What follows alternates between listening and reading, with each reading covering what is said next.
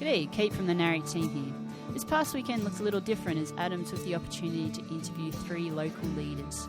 A different one at each gathering, he dug into one question in particular. What's the value of bringing our vocational best to the same people in the same community over the long haul?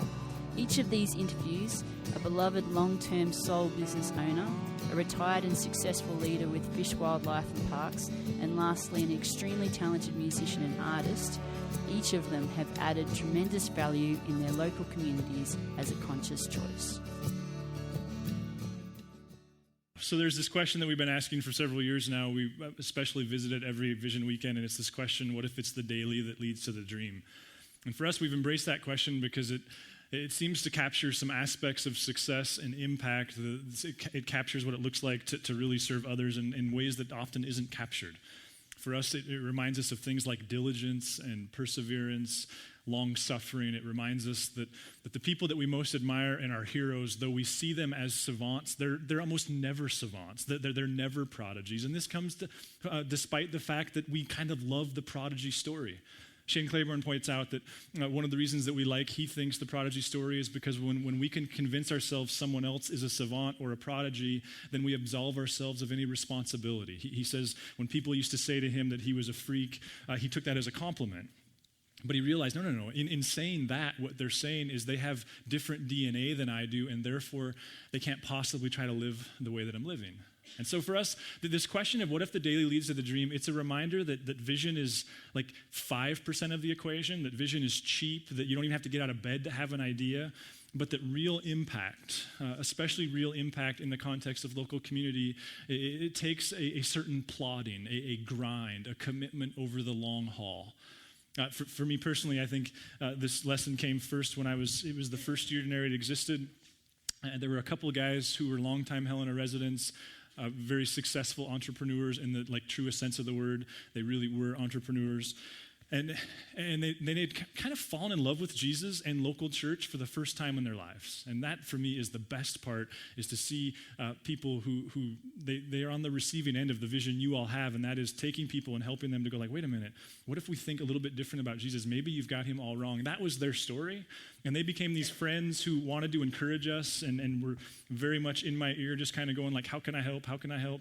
And one day they took me to lunch at my favorite place in all of the world to have a meal. That is the Windbag, which, by the way, you only have another week before that goes away, so hope I didn't blow that story for you, but it's going away.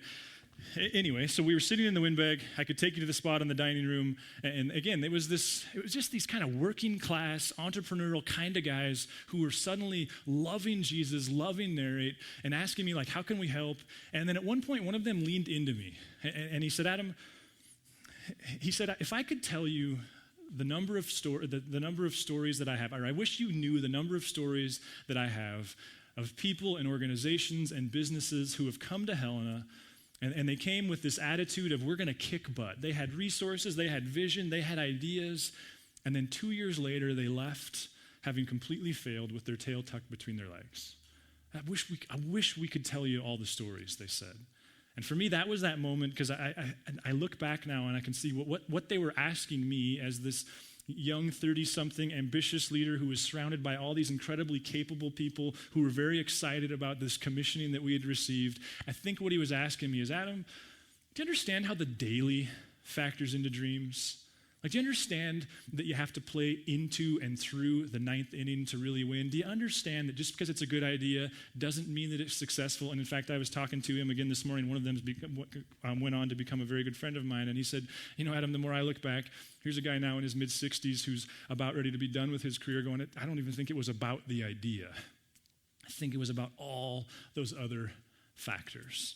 And so we're in this series right now called Add Value. And what we've been trying to do is explore this idea that, best I can tell in church history-wise, it was first really brought to the surface by John Wesley in England, where he started to go, wait a minute. Ministry is not just what happens underneath the ceiling of a church with the cross and the logo and a not-for-profit status. It was him that started to go, wait a minute. When you go to work, whatever your work is, if you go with a certain mindset, that's ministry. And it's not that we're trying to devalue this, of course not. We believe passionately in this, but instead to go, wait a minute, what if What if you understood that whatever skills you have and whatever ways that you're currently employing them, what if those are God's opportunities for you to serve? And what if we went against culture and didn't do the it's Monday thing, but went, wait a minute. This is my chance to serve God by serving people, whether that's in a medical profession or in law or right now staying home with kids or in education, whatever that looks like. And so that we've just been trying to, I think more than anything, give dignity to the everyday organic reality and to remind ourselves that from day one around Narrate, what we said is, what if we gathered on Sunday as a bunch of people who have busy lives and jobs and all this opportunity to serve God in the organic everyday world?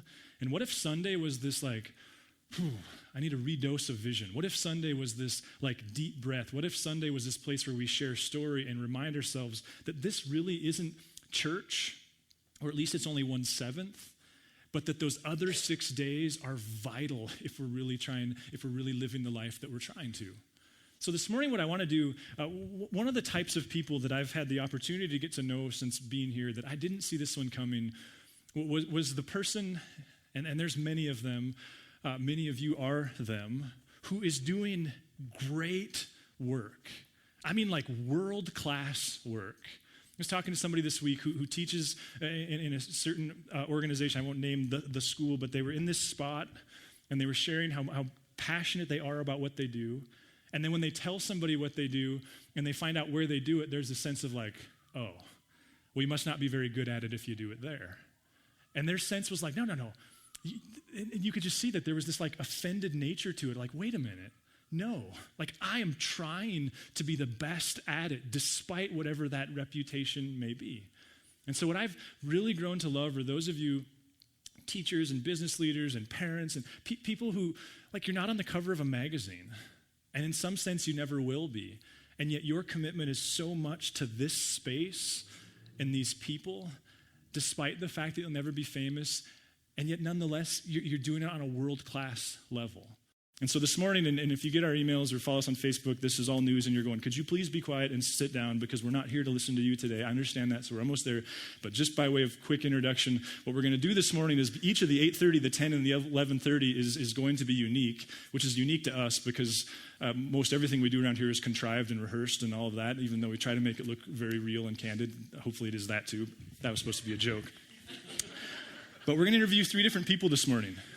A local business leader at the 8:30 who you'll meet in just a moment, a retired government worker at the 10, and then a local artist and ministry kind of guy at the 11:30. And so this morning, you guys have the distinct honor to hear from a local businesswoman whose name is Amy Barrett. So Amy, would you join us on the stage, please?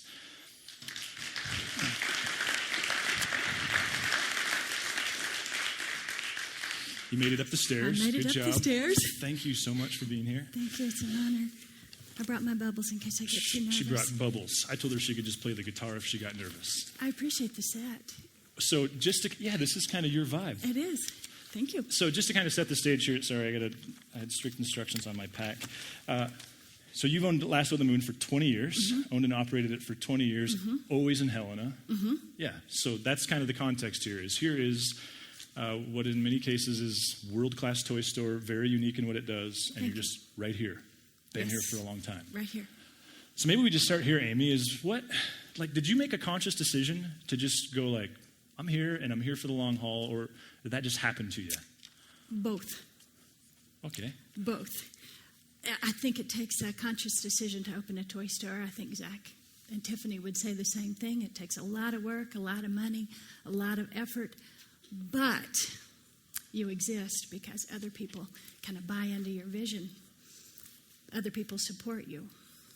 So I think lots of people come in with a great business plan, education, backing. Zeal. But if the community doesn't support them, they can't exist. And so that makes me very grateful that Helen has kept us in business for 20 years. And you'd said something when we were talking earlier in the week which I thought was pointed, is you said there is no RSVP, or how did you say that? It's like there's planning, no party. Yeah, it's like planning a great big party, buying all the food, getting all the decorations up, sending out the invitations, and not knowing if anybody's going to show up.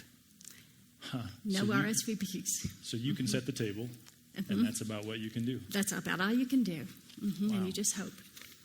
So within that then is how has, because now 20 years, have you always been in this location? No. Okay. The first 5 years was down at the other end of the block. Okay. Uh-huh. So same little, Same little corner, same block, but half a block away. and 15 anecdotally, years you ago. were saying this week even that you'll still have people walk in the door Yeah. and go, when did When'd you move? Oh, 15 years ago. So that's, okay. Yeah. Which is its own conversation, but Yeah. that's crazy. So if someone were to, Zach and Tiffany, who you referenced, who've opened the local climbing gym, doing a great job of that, if someone were to come to you, or I guess I'm coming to you this morning and going, how is plodding and being committed for the long haul, how has that proven beneficial? How do you speak to that? I liked your word plodding. I think I'm a plodder.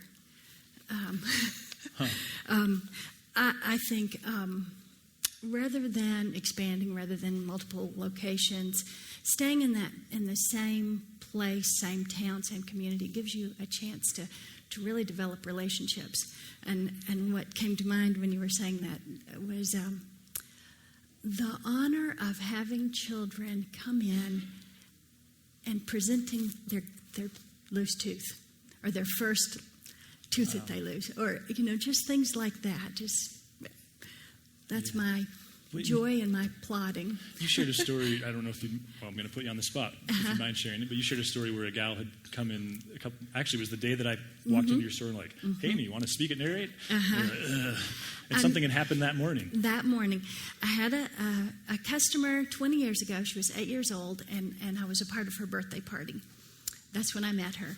The family has moved town. Of course, that 20 years has passed, and this young woman came into the toy store that day just to say hi and introduce me to her husband. Wow. Which is just incredibly precious. So that morning, you're like, Adam, I already have my answer. It's about relationships. It's about relationships. To me, that's really.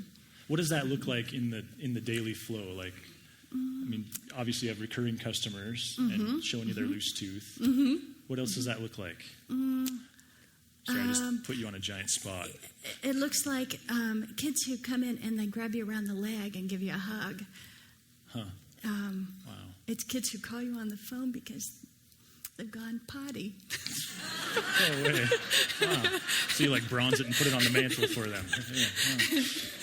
Wow. What's the cost? Because there must be one. Well, as we talked about, possibly I could have made more money in another town, a more affluent town, possibly. But that cost would have cost me also. So I feel like the benefits of staying here in Helena, the life that Helena offers, the community that Helena is, far outweighs the cost of expansion or moving or. So the opportunity to scale has presented itself. Yeah. Like whether that's what does that look? What have been those opportunities? I have been begged to put a toy store in Billings, and I don't want to live in Billings. She said she doesn't want to live there. Did you hear that? I don't want to live there. Missoula, at one point, needed another toy store, and so that was an opportunity to expand there. But that would have stretched me too far as a sole owner. I just felt like that's not what I need. Yeah. So just to make sure that I'm understanding you right, so you're saying it was about the vocation, the toy store, but it was also about the quality of life that you cared to have. Yes, and your question about success, I felt like if I can be honorable with the money that comes in, if I can pay my bills on time, if I can take care of my children, my family, that's good for me. So in that regard, it would sound like part of what you had to do then was work through your own ego of not needing the feedback of this thing's a monster and therefore I'm very important. Is that I'm putting words in your mouth and not asking very good questions, but right? Like, did you consciously have to work through the ego component? I don't know that I did. I don't feel like. Yeah. Okay. I feel like it would have taken more ego to do something than to not do something. Mm-hmm. So I would think that, especially thinking of 30-somethings like myself and 20-somethings, part of what makes that plodding consistency so undesirable is the sense that it gets boring and you lose your edge and you're not creative anymore. How have you stayed creative? Well, I get to order the marvelous inventory that I have, and I get to, I'm going to look at my notes now, and I may blow some bubbles in a minute. And plus, Lasso of the Moon is a happy, cheerful place. It's just, it feels creative to me. And interacting with children, it's just fun because you never know what they're going to say or do. And we get to sit down on the floor and play with them and that kind of thing. But another thing that I've really enjoyed is collaboration with other businesses. That's been really fun. What does that look like for you? It looks like game night at the Barrett. It looks like... so is that them coming to you, or are you going to them, or how does that generally happen? Well, it's kind of a permanent thing. But it was a collaboration. I don't know how that came about. That's been going on for several years now, where I provide the games for the game night and they provide the location, and it's really good. 10 Mile Brewery. I have a little toy area at 10 Mile Brewery so that parents with their young children can come in and enjoy their time visiting, and their kids will have something to do. Were you saying, correct me here, but I think what you were saying earlier was that like your customers, who are also their customers, came to you and were like, hey, you should do this. Wow. And then Riley and I got together and put that together. And the library, the children's area at the library, the train table there, and the little bouncy things. That's all you've your ever party. been there. Yeah. Playable playground, kids events, those kinds of things. And those are really fun for me to do. Because one of the things that stands out to me is when you walk into Lasso of the Moon, it doesn't feel like a 20-year-old business in the sense that, like, you look around and go, at some point somebody was passionate about this place, but now there's an inch of dust on that shelf. Well, we try. I guess that to me is, like, it seems to me that what must be really hard is staying creative and staying consistent versus just going like, okay, now I'm going to go do this new thing and I'll be creative by default because I got to learn all this new stuff. But it sounds like for you that was somewhat conscious and just somewhat, you're just a worker and that's what you do, which is great. I mean, that's valuable. It's a good combination. For me, it's an excellent combination of staying consistent, and yet there's new inventory, there's new product coming out, that's exciting or fun and feel like is beneficial to children. So it's both. How is being a female business owner in Helena, Montana, like impacted the way you interact with God and think about God? I mean, how has this journey been, in some sense, spiritual for you? Boy, it's been an incredible faith builder. Because your phrase of fully engaged, fully committed, and yet letting go of the outcome, which I just plagiarized. That's applied every single day. Every single day. So see, that's helpful, though, because I think as a startup, or even as someone who's starting a new degree program or a college student, you go, 20 years in, that pressure's gone. But what you're saying is it's daily still.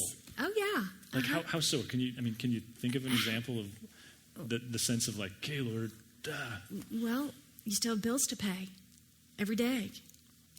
So you're dependent on that, the resources coming in so that you can pay those bills so that you can stay in business. And so you just have to trust. So that never goes away. And, oh, no, it never goes away. Sorry, it never goes away. Wow. And so, that gives me an incredible sense of gratitude for our customers, the people that come in once a year, once a week, once a month, who can't walk past the toy store with their children because they're being dragged in. We're so happy to see that. Well, and the economy or the way that we would go about commerce has completely changed, right? Like, you started the business in a pre-internet world. Yeah. Was that how did you navigate that? Because there must have been a lot of pressure to go like, oh man, you got to do this, this, and this. Yes, there was. And that was a real conscious decision, not to go online. It was a little bit of a panic there when it seemed like Amazon's going to take over the world. But it hasn't played out that way. And I don't know why, because I know, people do order their stuff. But somehow the community of Helena has decided that supporting locals, having a place where they can come in, their kids can play with the train table, or they can play with Playmobil, or they can sit on the floor and play with me, is worth not getting online and coming in. Do you think people are making a conscious choice of that, or is it that they're treated in such a way that they just naturally stay customers? I don't know. Yeah. I think it's probably a combination of both. Right. Because you're the level of, it just, when you walk into Last of the Moon, you don't feel like a number or an anonymous customer. Like I can see that you very quickly get personal and. That's the joy of it.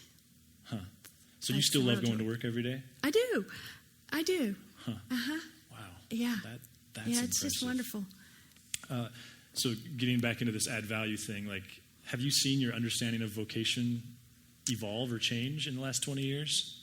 Yeah, actually. I have, and you talked about the internet. And Lasso of the Moon, our focus is more developmental, creative, imaginative toys and not electronics. And so that's been the biggest change in the toy world is the electronics. Oh, really? But our vision is to provide something that's different, more developmental, more hands-on, more imaginative. But it did look like, wow. When you watch the figures, and I don't have them in my head, but how many dollars, traditional toy dollars are going to electronics now. It feels like a miracle that because it's such a small part of the market. That's such a small part of the market. Yeah. So you're very much and walking upstream. my part of the market, the specialty market, the non-advertised, the non-media driven, the non-mass market stuff is like 5% of the entire toy industry. Wow. Yeah. So a very small niche. And yet you've survived within it. Yeah. It's incredible. And so that's where what you talked so much about even earlier of just the sense of okay, God, this is your deal. Mm-hmm. Mm-hmm. This is what I believe is good for children. This is what I want to do. Yeah. And so, yeah. Amy has a wealth of information in her head as it relates to play. There's a TED Talk in there. One step at a time, okay? Yeah. This is the first one, and that's the second. So I'm kind of putting you on the spot here because this isn't on our notes, but you had talked about even the blocks. It just to me is just such a positive example of how the way you're thinking about play and maybe the way the mass producers are thinking about play are two different things. Two different things. So will you share the block stuff with us? Yeah. Research has shown and even libraries are starting to bring in block sets because they're finding that playing with blocks is a literacy builder. Like you're talking wooden blocks? Yes. Wow. Mm-hmm. Classic, basic. Children need them desperately. Huh. Isn't that weird? And you were saying there's a resurgence of wooden blocks. Oh, yeah. So I have a huge second selection. career right there. There you go. Start building blocks. Wow. Huh. Because that type of play, three-dimensional, geometric, children really need that. And especially with the overuse of electronics and screen time and videos, just the sensory and nature deprivation that children are experiencing. Toys are important. Huh. Mm-hmm. They're tools. I'm so excited to hear more about that. Okay, so let's just say hypothetically that my wife's going to start a toy store in Billings. Mm-hmm. She's not. But let's just not be That's so a good silly. idea. Yeah, but so, someone comes to you and they're ambitious, they've got their business plan, they've got the mechanics and the science and the black and white and the numbers on paper, and they're asking you for one piece of advice. What is it at that point? Like what? You didn't. Sorry. What doesn't? I mean, what does 20 years of business excellence and steadfastness give you that is impossible to have before that? Go. Just do it. Huh. And just do it. Because just because you know it's going to work, or what do you mean? Just get after it? Because I believe in it so much, I feel like just get after it. I think if my store can last 20 years in Helena, Montana, I think I would say, if you believe in it, do it. How similar? I guess what I wanted to end on here is you think about what it takes for Lasso of the Moon to be successful today. How different is that than what you thought it was going to take 20 years ago? Sorry, I keep putting you on the spot. You're never going to do this again. I'm just curious, like how true to plan has it been? Honestly, it's been pretty true to plan. It's been kind of amazing. And, there have been economic glitches. There have been things, but to watch it be able to grow, to be able to contribute to the community, to continue to do what I want to do, it's really been amazing. And I'm just going to go out on a limb and guess that has a lot to do with part of what Amy had shared is that from day one, you had people in your life going, and you open the doors every day, and you don't get to leave early. Right. And you don't get to close extra days. Well, there are times when but yeah. And it doesn't get to double as a daycare for your kids. Like, this is work, and you do it, and you... So, it very much is that, like, you have, in many senses, done the same thing every day for 20 years. And I love it. And that's encouraging to know that you can do it in 20 years later. So I think what you said earlier in the week is you like it as much, if not more now, as you ever have. I do. I do. And watching, I think part of it is those relationships. The kids that were 10, 12 years old when we first opened are bringing their own children back. That kind of thing. It's just... And in that case, they're not bringing it back because they can't get your product online or somewhere else. They're getting it back because of you or your team. And just the, I think the welcomeness of the store. They can bring their kids back and know that they're comfortable and safe and happy there. And the free wrapping. That's and also the free nice. wrapping. Yep. Well, we are we over time. Okay. So thank you so much. Will you guys help me thank Amy? Thank you. And I didn't use my bubbles. Thanks, Adam. Thank you. Thanks a lot.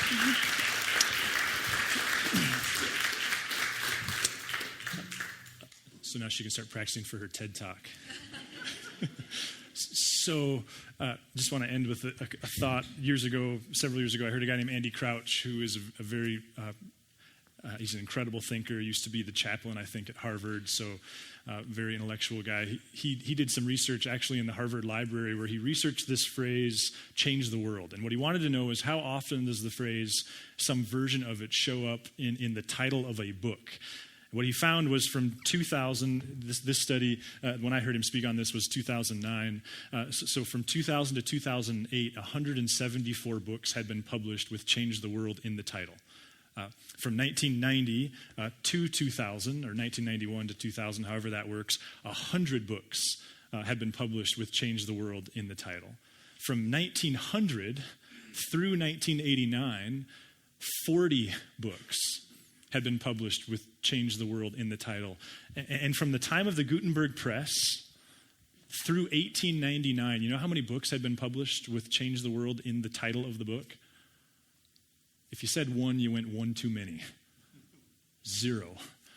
It's a fascinating discussion on how the fact that Jesus calls us to make disciples in all the world, he invites us to impact the world, but that maybe part of what's shifted in our psyche in a global economy and in a global world is this sense that we actually can change the world, when in fact maybe what we really can do is impact the person standing next to us and drill down in local community for extended time and trust that God is the one that changes the world, and we just stay faithful with the little pieces. So as much as anything, you guys, I hope, I guess my intention for this morning was that to be some part inspiration and some part thank you and good job, because a lot of you, you're doing this and you're plotting, and maybe even in your relationship with God you're doing this and you're wondering if it's even working. I hope there's a sense of encouragement of no. Like you knock over the domino, you knock over the domino, you knock over the domino, you knock over the domino, and then suddenly you see results, but it's slow and it can be methodical. And so thank you. And maybe from a generation that moves all too quick and wants quick and easy all too often, I guess a tribute to those of you who are teaching us a different way. So thanks a lot for that. I'm going to pray. God, thanks, Lord, that you are steadfast, that so much of what we learn about you and your love and your commitment to us is that it's not temporary, that it waits and it pursues and it's full of grace. Thanks, Jesus, that this plan of yours on this planet of yours that's been so mucked up in so many ways, God, that you've stayed faithful to what you're doing. And Lord, when we look at our own lives and we go, man, if we have a 40-year vocation, I mean, that is nothing in the grand scheme. And so we just adore you, and thanks for getting to be a part of that. God, for our friends here this morning who are, and they want to embrace you, but they're just not there yet. Would you continue to sidle up next to them in their conversations and musings and vulnerable moments and resource them that they could trust you at some point. Amen. If you would like to engage further with Narrate Church, you can find contact information online, www.narratechurch.org. We would love to hear from you.